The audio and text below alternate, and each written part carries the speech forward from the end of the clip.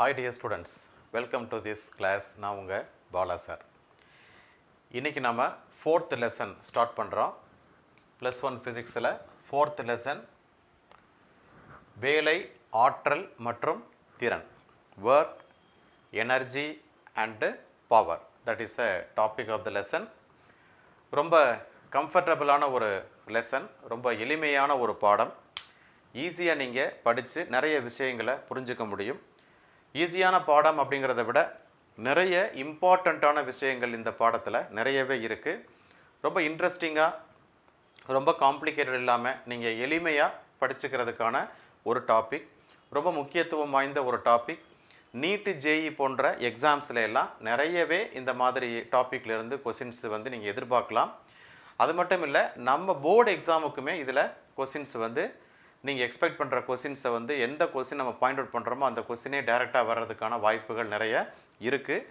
அதனால் இந்த டாப்பிக்கை நீங்கள் ரொம்ப தரவாக படிச்சுக்க வேண்டிய ஒரு டாபிக் அப்படின்னு தான் நான் ஃபீல் பண்ணுறேன்.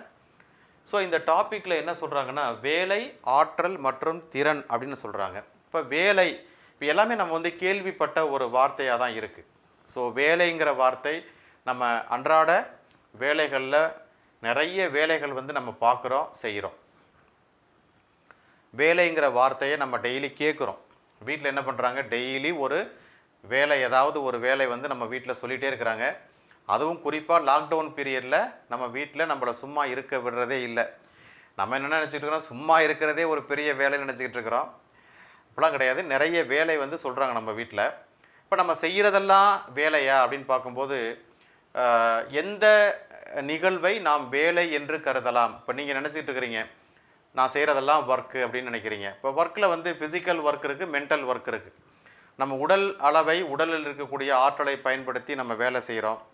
அதே மாதிரி இப்போ மைண்டு ஒர்க்கை யூஸ் பண்ணி என்ன பண்ணுறாங்க, வேலை பார்க்குறாங்க. உதாரணமாக இப்போ சாஃப்ட்வேர் கம்பெனியில் வேலை பார்க்குறவங்க, பேங்க்கில் வேலை பார்க்குறவங்க, ஈவன் டீச்சர்ஸ் எல்லாமே கூட மைண்டு ஒர்க்கை ஒர்க் பண்ணி வேலை, அது மைண்டு ஒர்க் பண்ணுதுன்னு சொல்கிறோம் இல்லையா? அதனால தான் நம்ம வந்து ஈஸியாக வந்து டயர்டாயிடுவோம். ஸோ ரொம்ப நேரம் படித்தோம்னாலும் சரி, அல்லது ரொம்ப நேரம் மைண்டை வந்து ஃபோக்கஸ் பண்ணி ஒரு வேலையில் ஈடுபடும் போது நம்ம எளிமையாக சீக்கிரமே வந்து நம்ம டயர்டாயிடுவோம். சோர்வு, அது மனச்சோர்வுன்னு சொல்கிறோம். ஸோ அது வந்து மென்டல் வீக்னஸ் கிடையாது, அது வந்து மென்டல் டயர்ட்னஸ்ன்னு சொல்கிறோம். வீக்னஸ்ங்கிறது வேறு. அதே மாதிரி பாடியிலையும் வந்து பார்த்திங்கன்னா தொடர்ந்து வந்து ஆற்றல் இழப்பு ஏற்படும் பொழுது பாடியும் வந்து டயர்டாகுது. இப்போ நம்ம டே டு டே லைஃப்பில் வந்து நிறைய வேலைகள் வந்து நம்ம செய்கிறோம் இல்லையா? இப்போ வேலைன்னா நீங்கள் எதை சொல்லுவீங்க? இப்போ உங்கள் வீட்டில் என்ன வேலையெல்லாம் சொல்கிறாங்க அப்படின்னு சொன்னால், இப்போ கடைக்கு போயிட்டு வராங்க, அது ஒரு வேலை, அது ஒரு வேலையாக நீங்கள் எடுத்துக்கிறீங்க. அதுக்கப்புறம் வந்து பார்த்திங்கன்னா வீட்டில் வந்து இப்போ பாத்திரம் விளக்குறது ஒரு வேலை, சமைக்கிறது ஒரு வேலை, துணி துவைக்கிறது ஒரு வேலை, இப்படி ஏகப்பட்ட வேலைகள் வந்து நம்ம செய்கிறோம். ஆனால் இதெல்லாம் என்னதுன்னு சொன்னால் செயல்பாடுகள் அப்படின்னு சொல்லுவோம், ஆக்டிவிட்டீஸ். அதை தான் நம்ம ஜென்ரலாக வந்து வேலைன்னு சொல்கிறோம். ஆனால் உண்மையிலேயே ஃபிசிக்ஸ் வந்து வேலை என்பதை எதை சொல்கிறது அப்படிங்கிறது தட் இஸ் டிஃபரெண்ட். எங்கள் வேலை அப்படின்னு நம்ம சொல்லணும்னா எதை வந்து வேலைன்னு சொல்லணும் அப்படின்னு சொல்லி ஃபிசிக்ஸ் என்ன சொல்லுது அப்படின்னு சொன்னால், வேலை என்பது என்ன என்றால், the work done is defined as when a force is applied on the body so that if there is a displacement from one point to another point, then we can say that work is done by the force. இதுதான் வேலை. தமிழில் சொல்லவா? இப்போ ஒரு பொருளின் மீது ஒரு விசை செயல்பட்டு அதன் காரணமாக அந்த பொருள் ஒரு புள்ளியிலிருந்து இன்னொரு புள்ளிக்கு இடப்பெயர்ச்சி அடைந்திருக்குமேயானால் அங்கு விசையால் வேலை செய்யப்பட்டது என்று அர்த்தம். இதுதான் வேலை. அப்போ நீங்கள் சொல்கிறதெல்லாம் வேலை கிடையாது, நம்ம வீட்டில் சொல்கிறதெல்லாம் வேலை கிடையாது.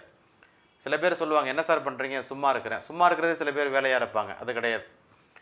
வேலை அப்படின்னா கண்டிப்பாக அங்கே வந்து என்ன இருக்கணும், ஃபோர்ஸ் இருக்கணும். ஃபோர்ஸ் இருந்தால் மட்டும் பத்தாது. there are some cases, I will explain you. கண்டிப்பாக டிஸ்பிளேஸ்மெண்ட் இருக்கணும், இடப்பெயர்ச்சி இருக்கணும். சரி, அப்போ எந்தெந்த நேர்வுகளில் வேலை வந்து ஜீரோவாக இருக்கும், நான் ஃபோர்ஸ் கொடுக்குறேன், விசை செயல்படுத்துகிறேன், அப்போ வேலை நடந்திருக்கா அப்படின்னு பார்க்கும்போது சில கேஸில் ஃபோர்ஸும் கொடுக்குறோம், டிஸ்பிளேஸ்மெண்ட்டும் இருக்குது, அங்கேயும் வேலை நடக்குதா அப்படிங்கிற கேஸ்லாம் பார்க்கும்போது நமக்கு இன்னும் சில ஐடியாஸ் வந்து கிடைக்கும். இப்போ ஃபஸ்ட்டு நம்ம வேலையை வந்து டிஃபைன் பண்ணலாம். ஸோ அதுக்கு முன்னாடி இதுக்குள்ள ரிலேஷன் சொல்கிறேன். ஏன் 3 ஹெட்டிங்கை சேர்த்து ஒன்றா வச்சுருக்கிறாங்க? ஸோ வேலை தனியாக ஒரு டாபிக், அப்புறம் வந்து ஆற்றல் தனியாக ஒரு டாபிக், அந்த மாதிரி வச்சுருக்கலாம் இல்லையா? ஆனால் ஏன் வந்து ஒர்க், எனர்ஜி, பவரை மூணையும் ஒன்றா சேர்த்து வச்சுருக்காங்கன்னா ஒன்றும் கிடையாது. மூணு வந்து இன்டர் ரிலேட்டட், ஒன்றுக்கொன்று தொடர்புடையது, இன்டர் ரிலேட்டடு. இப்போ நீங்கள் வந்து ஒரு வேலையை நீங்கள் செய்யணும்னா என்ன வேணும் உங்களுக்கு? கண்டிப்பாக உங்களுக்கு எனர்ஜி வேணும், ஆற்றல் வேணும் இல்லையா? ஆற்றல் இருந்தால் தான் நீங்கள் வந்து வேலை செய்ய முடியும். அதே போல் வேலை செய்வதன் மூலமாக ஆற்றலை பெறவும் முடியும். ஸோ அதனால் வந்து இது ரெண்டுமே வந்து ஒன்றோடு ஒன்று தொடர்புடையது அப்படின்னு நம்ம சொல்கிறோம். அதனால் வேலைக்கு என்ன யூனிட் வருதோ அதுதான் வந்து ஆற்றலுக்கான வேலைக்கு பயன்படுத்தக்கூடிய பரிமாண வாய்ப்பாடும் ஆற்றலுக்கு பயன்படுத்தப்படுகின்ற பரிமாண வாய்ப்பாடும் ரெண்டுமே ஒன்று தான். அதாவது வேலை செய்யப்படக்கூடிய திறன், வேலை செய்யும் திறன் தான் வந்து ஆற்றல் சொல்கிறாங்க. திறன் அப்படிங்கிறது என்னன்னு பார்த்தீங்கன்னா எவ்வளவு நேரத்தில் ஒரு வேலை செய்கிறோம் அப்படிங்கிறது தான் திறன். ஆக இது மூணும் ஒன்றோடு ஒன்று தொடர்புடைய காரணத்தினால்தான் இந்த மூன்றையும் ஒரே தலைப்பின் கீழே கொண்டு வந்திருக்கிறாங்க. So all the three terms R inter connected, inter related, so that all the topics are together in a single lesson. அதனால தான் இது மூணையும் ஒன்றா சேர்த்து வச்சுருக்கிறாங்க. இப்போ இது தரை, இங்கே வந்து ஒரு பிளாக் இருக்குது. ஸோ ஒரு பொருள் இருக்குது, இது வந்து ஏங்கிற பாயிண்டில் இருக்குது, இந்த இடத்துல இருக்குது. நான் என்ன பண்ணுறேன், இதை ஒரு கயிறை கட்டி இழுக்கிறேன்னு வச்சுக்குவோம். ஐ அப்ளை ஃபோர்ஸ், நான் எஃப்ங்கிற ஒரு விசை கொடுத்து இழுக்கிறேன். ஸோ கண்டிப்பாக நான் ஒரு கயிறை கட்டி இந்த பிளாக்கை இழுக்கும்போது இது எந்த பக்கம் கயிறோடு இந்த டைரெக்ஷனில் வரப்போகிறதில்ல. இது என்ன பண்ணுன்னா டைரக்ஷன் ஆஃப் மோஷன் வந்து இந்த டைரக்ஷனாக தான் இருக்க முடியும். இது இந்த திசையில் தான் இந்த பொருளானது இயங்க தொடங்குகிறது அப்படின்னு நம்ம சொல்கிறோம்.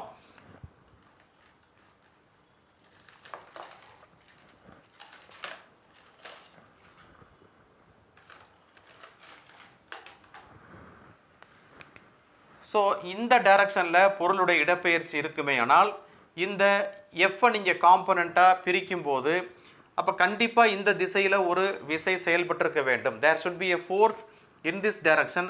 அப்போ இந்த டைரக்ஷனில் என்ன ஃபோர்ஸ் ஆக்ட் பண்ணோம்னா எஃப் காஸ் தீட்டா என்ற இந்த விசையினுடைய ஒன் ஆஃப் த காம்பனன்ட்ஸ், ஒரு கூறு வந்து இந்த டைரக்ஷனில் வந்து செயல்பட்டால் தான்.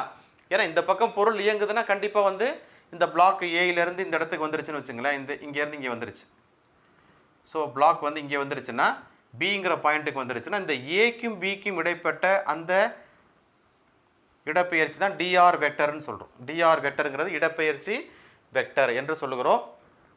நம்ம எஃப்ங்கிற ஃபோர்ஸ் வந்து நம்ம கொடுத்தாலும் கூட எஃப் முழுமையாக இந்த டைரக்ஷனில் வந்து கிடைக்காது. எஃப்போட ஒரு காம்பனண்ட்டு, ஏன்னா இன்னொரு காம்பனண்ட்டு இருக்குது, எஃப் சைன் தீட்டாவும் இருக்குது. பட் இந்த எஃப் காஸ் தீட்டாவின் காரணமாக தான் வந்து நமக்கு என்ன கிடைக்குதுன்னா அந்த ஃபோர்ஸ் வந்து ஆக்ட் பண்ணி இந்த டிஸ்பிளேஸ்மெண்ட் வந்து நடக்குது. அப்போ இங்கே செய்யக்கூடிய வேலை, விசை செய்த வேலையை நம்ம எப்படி எழுதலாம் அப்படின்னா எஃப் வெக்டர் டாட் டிஆர் வெக்டர்னு எழுதலாம். ஸோ இதுதான் இந்த விசை செய்த வேலை, work done by the force. இப்போ இது வந்து டாட் ப்ராடக்ட் நமக்கு தெரியும். A vector dot B vector என்பது என்ன அர்த்தம்? AB cos theta. ஆம் ரைட்? ஏற்கனவே நீங்கள் படிச்சிருக்கீங்க.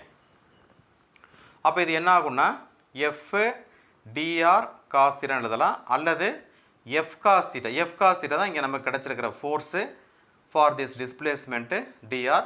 இது வந்து ஒரு ஸ்கேலார் குவான்டிட்டி, புரியுதா? இது ஒரு ஸ்கேலார் மதிப்பு. ஏன்னா டாட் ப்ராடக்டோட ரிசல்ட் வந்து எப்போதுமே ஒரு ஸ்கேலார், ஒரு எண் மதிப்பை தான் கொடுக்க போகுது. அப்போ இதோட யூனிட் வந்து பார்த்திங்கன்னா இது நியூட்டன், டிஸ்பிளேஸ்மெண்ட்டு வந்து மீட்டர். ஸோ நியூட்டன் மீட்டர் தான் இதனுடைய அலகு. இதை வந்து என்ன சொல்லுவாங்கன்னா வேலையினுடைய அலகை வந்து ஜூல்னு சொல்லுவாங்க. ஸோ 1 ஜூல் அப்படிங்கிறது என்னென்னா 1 நியூட்டன் ஃபோர்ஸ் வந்து ஆக்ட் பண்ணி 1 மீட்டர் டிஸ்பிளேஸ்மெண்ட் இருந்துச்சுன்னா ஸோ அது வந்து 1 ஜூல் ஆஃப் ஒர்க்குன்னு சொல்லுவோம். ஸோ வேலையினுடைய அலகு ஜூல், அது வந்து 1 நியூட்டன் மீட்டர்.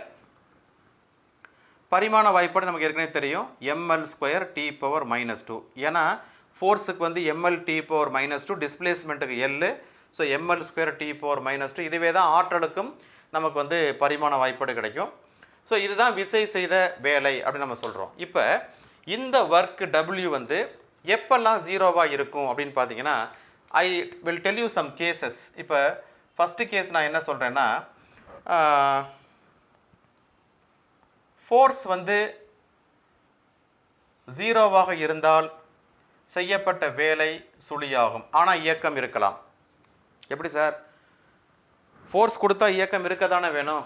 எப்படி வந்து நீங்கள் இயக்கம் இல்லை அப்போ வந்து ஃபோர்ஸ் வந்து ஜீரோனா எப்படி வந்து இயக்கம் இல்லாமல் இருக்கும், எப்படி வித்தவுட் ஃபோர்ஸ் வந்து எப்படி இயக்கம் இருக்கும் அப்படின்னு நம்ம கேட்கலாம். So I will tell you one case. அந்த இதில் ஃபோர்ஸ் செயல்படலை, விசை செயல்படலை, ஆனால் இயக்கம் நடக்குது. அதனால் செய்யப்பட்ட வேலை வந்து சுழின்னு சொல்கிறோம். அதுதான் நியூட்டன்ஸுடைய ஃபர்ஸ்ட் லா. புறவிசை செயல்படாத வரை, unless net force is acting on the body, it will continue the state of motion. புறவிசை செயல்படாத வரை சீரான திசை வேகத்தில் செல்லக்கூடிய ஒரு பொருளானது தொடர்ந்து அதே நிலையிலேயே இருக்குங்கிறத நம்ம படிச்சிருக்கிறோம். அப்போ a complete and perfect smooth surface ஆக இருந்தால், ஃப்ரிக்ஷனே இல்லாத ஒரு ஐடியல் சர்ஃபேஸ், உராய்வே இல்லாத ஒரு ஐடியல் கேஸ் இருந்துச்சு அப்படின்னா, அங்கே ஒரு சீரான திசை வேகத்தில் இயங்கக்கூடிய பொருளானது தொடர்ந்து என்ன பண்ணும், அதே சீரான திசை வேகத்தில் தான் போயிட்டே இருக்கும். அதில் வந்து ஃபோர்ஸு செயல்படணும்னு அவசியம் இல்லை. அப்போ ஃபோர்ஸ் இல்லைன்னா இயக்கம் நின்று போகும் அப்படின்னு நம்ம சொல்ல முடியாது. ஃபோர்ஸ் இல்லைன்னா கூட இயக்கம் நடக்குது. அப்போ இயக்கம் நடந்தால் வேலை நடக்குதுன்னு நம்ம சொல்ல முடியாது. இந்த கேஸில் வேலை சுழி என்று நாம் பார்க்கிறோம். ரெண்டாவது கேஸ், ஃபோர்ஸ் இருக்குது, நான் விசை கொடுக்குறேன், எஃப் நாட் ஈக்குவல் டு 0, ஆனால் வந்து ஒர்க் டன் வந்து 0. நான் விசை கொடுத்தா எப்படி செய்யப்பட்ட வேலை சுழியாகும் அப்படின்னா, அதுக்கு ஒரு எக்ஸாம்பிள். ஒரு வால், ஒரு சுவர் இருக்குது.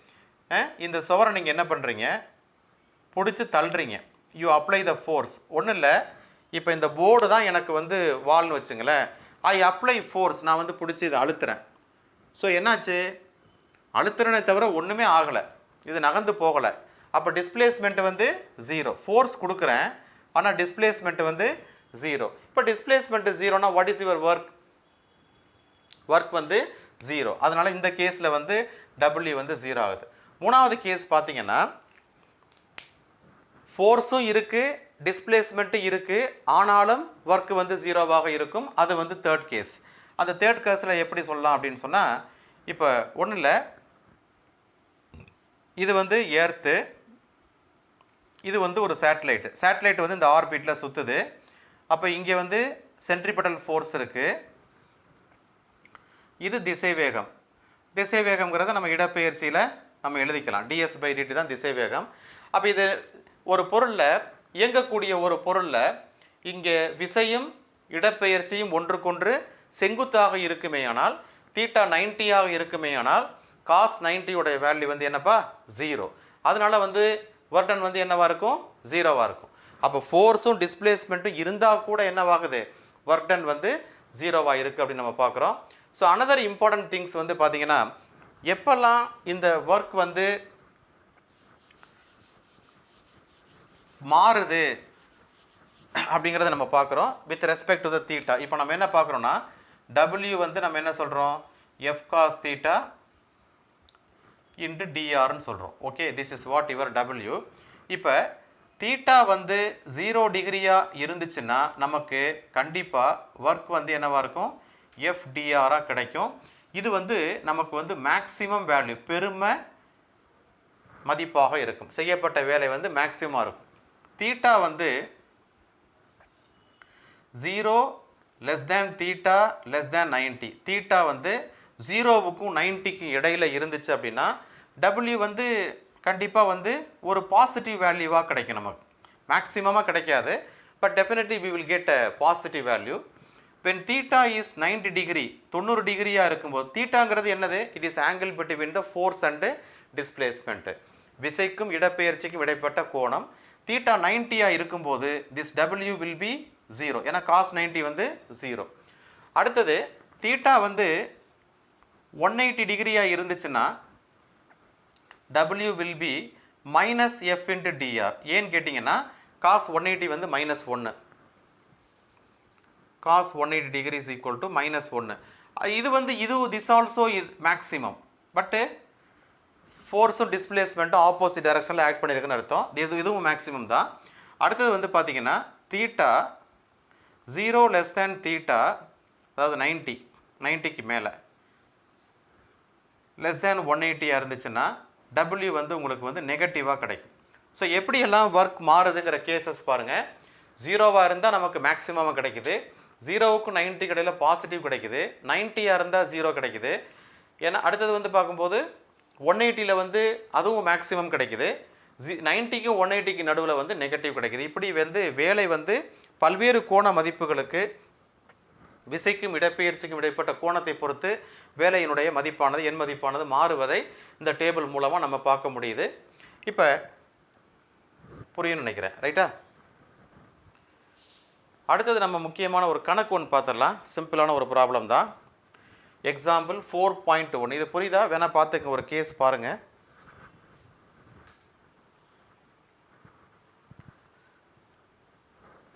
ஃபைன்.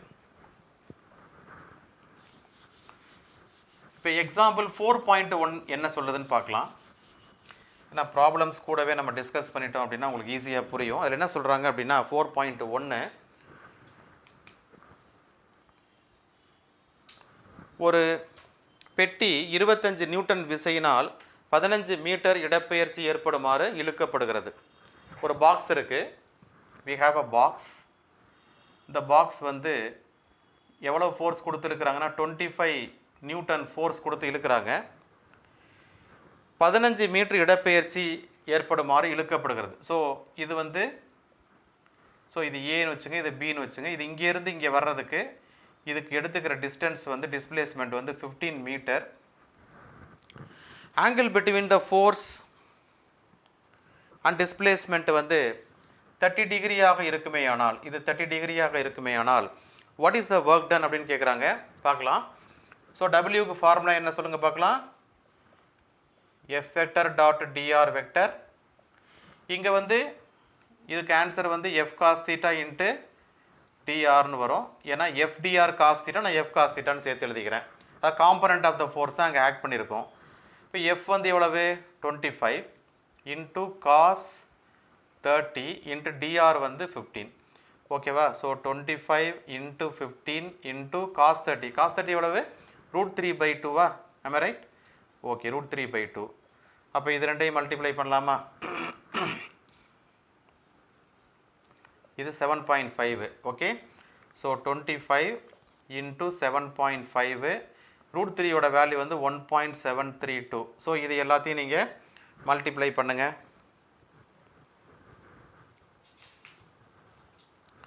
இது எல்லாத்தையும் நீங்கள் மல்டிப்ளை பண்ணிங்கன்னா 324.76 வருது. 324.76 ஜூல். ஒர்க்கோட யூனிட் வந்து ஜூல். பண்ணிடலாமா? 525 125 725 எவ்வளோ வரும்? 175 வருமா?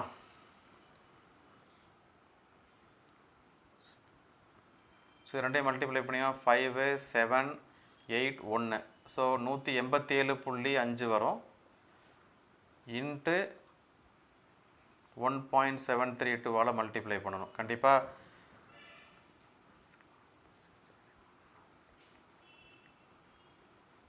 நான் சரியாக மல்டிப்ளை பண்ணணும்னு பாருங்கள்.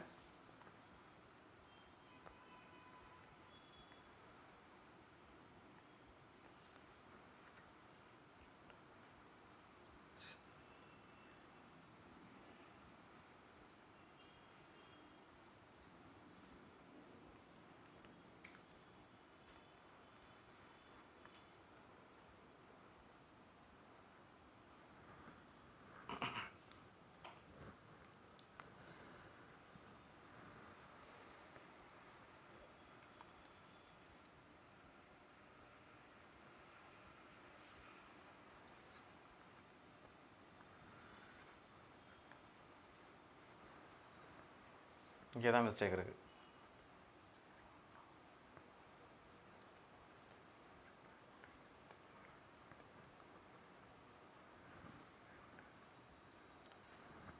அடுத்தது 4 டிஜிட் வரணும்ல, 3 தான் மல்டிப்ளை பண்ணியிருக்கோம். ஸோ அடுத்தது 7ஆல் மல்டிப்ளை பண்ணணும். 7 5s are 35 3.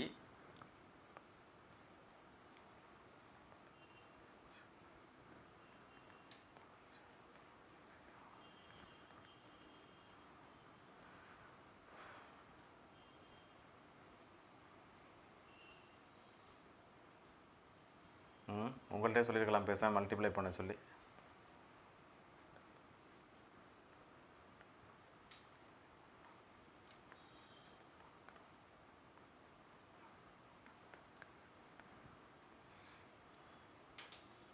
ஸோ மொத்தம் 3 1 4 டிஜிட்டு. ஸோ 324.75 வருது. நமக்கு இங்கே 76ன்னு கொடுத்துருக்குறாங்க. So no problem. So this is the answer for this problem. So பார்த்துக்கோங்க. ஸோ அடுத்தது மாறாத விசையினால் செய்யப்பட்ட வேலை. இப்போ இன்னொரு நமக்கு ஒரு பெரிய விஷயம் என்ன அப்படின்னா, இந்த ஃபோர்ஸை பொறுத்த வரைக்கும் 2 விதமான ஃபோர்ஸ் வந்து நம்ம சொல்கிறோம். அதாவது கான்ஸ்டன்ட் ஃபோர்ஸு சில கேஸில் இருக்குது, இன்னொரு இதில் வந்து வேரியபிள் ஃபோர்ஸு. இப்போ வேலை அப்படிங்கிறது நம்ம விசை செயல்படணும், இடப்பெயர்ச்சி ஏற்படும் நம்ம சொன்னால் கூட கான்ஸ்டன்ட் ஃபோர்ஸ் வந்து செய்யக்கூடிய வேலை என்னவாக இருக்கும், அதே போல் வேரியபிள் ஃபோர்ஸ் செய்யக்கூடிய வேலை வந்து என்னவாக இருக்கும். மாறாத விசை செய்யக்கூடிய வேலை என்ன, மாறக்கூடிய விசை செய்யக்கூடிய வேலை என்ன, அதை எப்படி கால்குலேட் பண்ணுறது அப்படிங்கிறத நம்ம பார்க்கலாம்.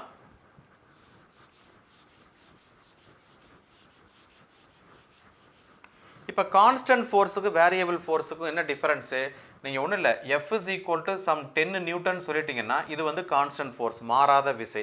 But at the same time F is equal to நீங்கள் KXன்னு சொல்லிட்டீங்கன்னா இது மாறக்கூடிய விசை. ஏன்னா for every value of x உங்களுக்கு வந்து எஃபோட வேல்யூ வந்து மாறிட்டு இருக்கும். எக்ஸுக்கு 1 போட்டால் 1K, 2 போட்டால் 2K, அப்போ மாறக்கூடிய விசை. பொசிஷன் மாறும்போது ஃபோர்ஸ் வந்து மாறுது. ஃபோர்ஸ் வந்து இங்கே ஃபங்க்ஷன் ஆஃப் எக்ஸாக இருக்கிறதுனால இது மாறக்கூடிய விசை, இது மாறாத விசை. முதல்ல நம்ம மாறாத விசையினால் செய்யக்கூடிய வேலையை நம்ம எப்படி கண்டுபிடிக்கலாம் அப்படின்னு பார்த்தீங்கன்னா, இப்போ ஒரு பொருளின் மீது ஒரு மாறாத விசை செயல்படுது. ஃபார் எக்ஸாம்பிள் F cos θ என்ற விசை செயல்படுதுன்னு வச்சுங்களேன். இப்போ நம்ம எப்படி பார்த்துருக்கோம், W வந்து F cos θ, தீட்டா ஃபிக்ஸட் ஆயிடுச்சு அப்படின்னா கண்டிப்பாக வந்து நம்ம அப்ளை பண்ணுற ஃபோர்ஸு F, தீட்டா கான்ஸ்டண்ட்டாக இருக்கும்போது F cos θ கான்ஸ்டன்ட்டு. ஆனால் என்னாகும், பொருள் ஏயிலிருந்து பிக்கு போகும்போது பொருளுடைய இனிஷியல் பொசிஷன் வந்து R1 வெக்டராக இருந்து இது R2 வெக்டராக இருந்ததுன்னா உங்களுக்கு வந்து R2 vector minus R1 vector வந்து என்ன சொல்லுவோம், dr வெக்டர்னு சொல்லுவோம். அப்போ இதுதான் வந்து பொருள் வந்து ஏயிலேருந்து பிக்கு போகும்போது கிடைக்கக்கூடிய இடப்பெயர்ச்சி வெக்டராக இருக்கும் அப்படின்னு நம்ம பார்க்குறோம். ஸோ அதை வந்து நம்ம இந்த மாதிரி எடுக்கும்போது இப்போ இதை எப்படி வந்து இந்த விசை செய்த வேலையை நம்ம கால்குலேட் பண்ணலாம் அப்படின்னு சொன்னால், this W is equal to integral R1 to R2 F cos θ into dr இருக்கும். பட் F cos θங்கிறது கான்ஸ்டன்ட்டுங்கிறத அதை வெளியே எடுத்துடலாம். அப்போ இன்டெக்ரல் R1 to R2 என்னவாக இருக்க போகுது, dr இருக்க போகுது. So F cos θ integral dr உடைய வேல்யூ வந்து R. ஸோ இங்கே லிமிட் R1 to R2, அப்போ F cos θ மைனஸ் இது என்னவாக இருக்க போகுது, R2 மைனஸ் R1 இருக்க போகுது. இதுதான் செய்யக்கூடிய வேலையாக இருக்கும். ஸோ இதை நம்ம கிராஃபிக்கலாக ரெப்ரசன்ட் பண்ணுறதா இருந்தால் எக்ஸ் ஆக்சிஸில் பொசிஷன், ஒய் ஆக்சிஸில் ஃபோர்ஸு, பட் இந்த ஒய் ஆக்சிஸில் F cos θவோட வேல்யூ, இது ஆரிஜின். இப்போ ஐ ஃபிக்ஸ் ஹியர், இது வந்து ஒரு கான்ஸ்டன்ட் ஃபோர்ஸ் F cos θன்னு வச்சுங்களேன், F cos θவாக இருக்குது. ஸோ இது வந்து கான்ஸ்டன்ட், இதை நான் எக்ஸ்டெண்ட் பண்ணியிருக்கேன் இங்கே வரைக்கும். ஸோ இங்கே இனிஷியல் பொசிஷன் வந்து R1, இங்கே ஃபைனல் பொசிஷன் வந்து R2வாக இருந்துச்சுன்னா, ஸோ இதோட ஏரியா என்னவாக இருக்கும், இந்த ஏரியா என்னவாக இருக்கும் அப்படின்னா இது F cos θ, இது என்னவாக இருக்க போகுது, இது வந்து இந்த டிஸ்டன்ஸ் வந்து உங்களுக்கு என்னவாக இருக்க போகுது, R2 மைனஸ் R1 இருக்க போகுது. ஸோ இப்போ இந்த ஏரியா வந்து என்னவாக இருக்குன்னா, this area will be F cos θ into R2 minus R1 இருக்க போகுது. அப்போ இந்த பரப்பு தான் வந்து நமக்கு இந்த விசை, மாறாத விசை செய்த வேலையை வந்து நம்ம கொடுக்கும். So you can easily calculate the work done by the constant force in this method. அப்போ விசை செய்த வேலையை நம்ம இந்த F cos θவுக்கு என்ற கோட்டுக்கு கீழே இருக்கக்கூடிய R1 R2 என்ற இடைவெளிக்கு இடையே அடைபட்டிருக்கக்கூடிய இந்த பரப்பு தான் வந்து நமக்கு என்ன கொடுக்குது, இந்த F cos θ என்ற மாறாத விசை தரக்கூடிய விசை செய்த வேலையை நமக்கு கொடுக்குது. So this is the way to calculate the work done by the constant force. ஒரு மாறாத விசையினால் செய்யப்பட்ட வேலையை நம்ம வந்து இந்த மெத்தடில் வந்து கால்குலேட் பண்ணிடலாம். ஓகே, புரியும் நினைக்கிறேன். So next we will discuss another important problem, 4.2. 4.2ல என்ன சொல்கிறாங்கன்னா 2 கிலோகிராம் நிறையுள்ள ஒரு பொருள் 5 மீட்டர் உயரத்திலிருந்து தரையில் விழுகிறது. புவியீர்ப்பு விசையினால் பொருளின் மீது செய்யப்பட்ட வேலை என்ன? காற்று தடை புறக்கணிக்கப்படுகிறது. முடுக்கம் G வந்து 10 மீட்டர்/செகண்ட் ஸ்கொயர் அப்படின்னு சொல்கிறாங்க. ஸோ 2 கிலோகிராம் ஒரு பொருளை வந்து 5 மீட்டர் ஹைட்லேருந்து நம்ம ட்ரா பண்ணுறோம். அப்போ புவியீர்ப்பு விசை செய்த வேலை என்ன அப்படின்னு பார்க்க போகிறோம். ஸோ ரொம்ப ஈஸி தான். ஸோ டோட்டல் கிரவுண்டுக்கும் இந்த ஹைட்டுக்கும் எவ்வளோ வேல்யூ? 5 metre height. ஸோ பொருள் வந்து எத்தனை கிலோகிராம்? 2 kilogram object. அது புவியீர்ப்பு விசையின் காரணமாக மேல் நோக்கி கீழே வருது. புவியீர்ப்பு விசை வந்து நம்ம என்ன சொல்கிறோம்? F is equal to mg. அப்போ இந்த பொசிஷன்லேருந்து இந்த பொசிஷனுக்கு வருது அப்படின்னா இந்த இடப்பெயர்ச்சி வந்து dRன்னு சொல்கிறோம். ஓகேவா? இப்போ நமக்கு தெரியும் W is equal to integral R1 to R2 என்ன தெரியும்? FDRன்னு தெரியும். This is the formula to calculate this value. அப்போ F vector dot dr vector சொல்லுகிறோம். அப்போ வந்து integral R1 to R2 என்ன ஆன்சர் கிடைக்கும்? FDR cos θ கிடைக்கும். இங்கே ஃபோர்ஸ் வந்து டவுன்வர்டாக ஆக்ட் பண்ணுது. dr வெக்டரும் வந்து இடப்பெயர்ச்சி மேலிருந்து கீழ் நோக்கி செயல்படுறதுனால ரெண்டும் வந்து ஒரே திசையில் செயல்படுறதுனால தீட்டா வந்து எவ்வளவு? 0 டிகிரி. அதனால் வந்து காஸ் 0வோட வேல்யூ வந்து நமக்கு என்ன கொடுத்துரும்? காஸ் 0வோட வேல்யூ வந்து 1. So integral R1 to R2 அப்போ என்ன கிடைக்கும்? FDRன்னு கிடைக்கும். அவ்வளோதான். இப்போ பொசிஷன் என்ன? 0 to 5. அப்போ ஈஸியாக நீங்கள் எழுதிடலாம். இப்போ இதோட ஆன்சர் என்ன வரும்? எஃபோட வேல்யூ வந்து வெளியே எடுத்துடலாம். Integral R1 to R2 just dr மட்டும் தான் கிடைக்கும். அப்போ f இன்ட்டு இதோட வேல்யூ வந்து R2 மைனஸ் R1 கிடைக்கும். f வந்து எதுக்கு ஈக்குவல்? mgக்கு equal. mg into R2 minus R1 கிடைக்கும். நம்ம ரைட்? ஓகே. அப்போ m-ஓட வேல்யூ என்ன? 2 கிலோகிராம். g-யை வந்து 10 வச்சுக்க சொல்கிறாங்க. இன்ட்டு R2 வந்து 5, R1 வந்து 0. 0னா ground. So 2 into 10 into 5. So 20 into 5 is equal to 100 joule. ஓகேவா? So this is another interesting question. எனவே பொருளின் மீது செய்யப்பட்ட வேலை, புவியீர்ப்பு விசையினால் செய்யப்பட்ட வேலை ஒரு பாசிட்டிவ் குவான்டிட்டி. அதோட வேல்யூ வந்து 100 ஜூலாக நமக்கு கிடைக்குது.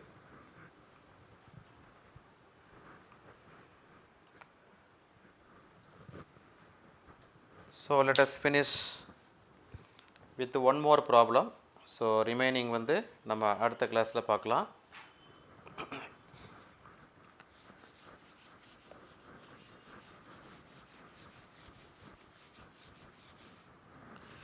ஸோ இது வந்து என்னென்னா 4.3 ப்ராப்ளம். இந்த 4.3ல என்ன சொல்கிறாங்கன்னா, படத்தில் காட்டியுள்ளவாறு ப்ராப்ளம் நம்பர் 4.3. ஓகே, 4.3 படத்தில் காட்டியுள்ளவாறு நிறை 1 கிலோகிராம் ஒரு பொருள் வந்து 30 டிகிரி சாய்வு கோணம் கொண்ட 10 மீட்டர் நீளமுடைய உராய்வற்ற தளத்தில் மேலிருந்து கீழ் நோக்கி சறுக்குகிறது. புவியீர்ப்பு விசை மற்றும் செங்குத்து விசையினால் பொருளின் மீது செய்யப்பட்ட வேலையை கணக்கிடுக. ஜியை வந்து நம்ம 10ன்னு வச்சுக்கலாம். So very interesting question. ஒரு சாய்தளம். ஓகே, ஸோ இது வந்து தீட்டா. பிளாக் இங்கே இருக்குது. பிளாக்கோட மாஸ் வந்து 1 kg. Theta is also given 30 degree. This is 30 degree. இப்போ என்ன கொஸ்டின் கேட்குறாங்கன்னா, செங்குத்து விசை செய்த வேலை, புவியீர்ப்பு விசை செய்த வேலை ரெண்டுமே கேட்குறாங்க. அதாவது தளத்தில் சறுக்கும் பொழுது புவியீர்ப்பு விசை மற்றும் செங்குத்து விசையினால் பொருளின் மீது செய்யப்பட்ட வேலையை கணக்கிடுக அப்படின்னு கேட்குறாங்க. ஓகே,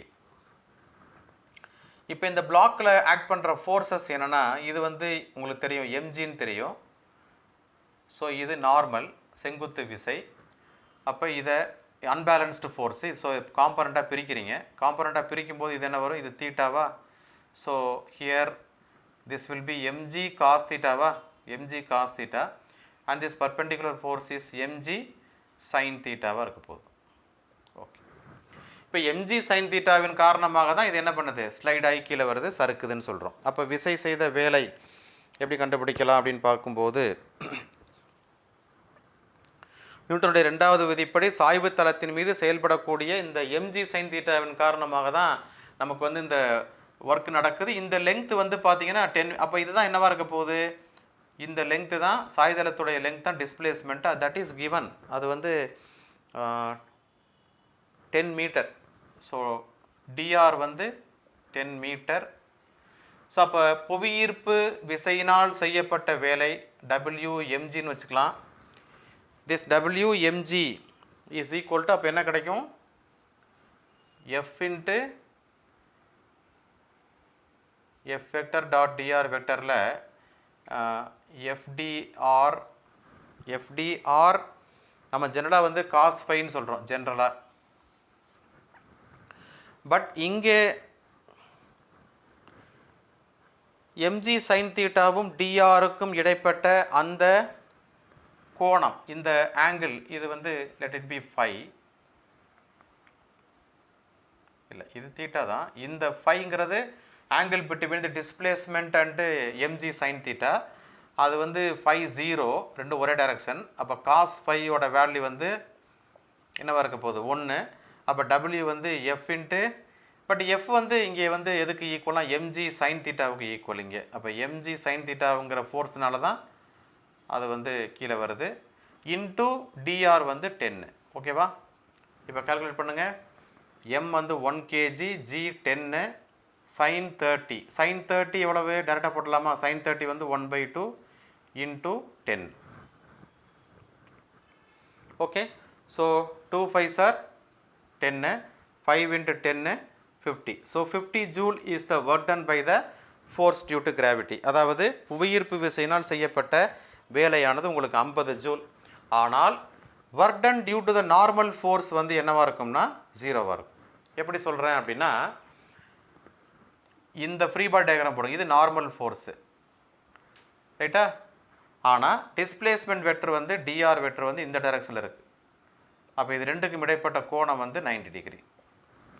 அப்போ காஸ் 90 வந்து 0, அதனால் WN வந்து 0. எனவே செங்குத்து, அதாவது விசையினுடைய செங்குத்து கூறு எந்த ஒரு வேலையும் செய்வதில்லை. எனவே பொதுவாகவே நீங்கள் ஒரு ஐடியாவும் வச்சுக்கலாம், எப்பொழுதுமே வந்து பொருளுடைய இயக்கத்திற்கு செங்குத்தாக விசை செயல்படுமேயானால் அந்த நேர்வுகளில் கண்டிப்பாக எந்த ஒரு வேலையும் செய்யப்படாது அப்படிங்கிற விஷயத்தை நல்லா அழுத்தம் திருத்தமாக பதிவு பண்ணிக்கங்க.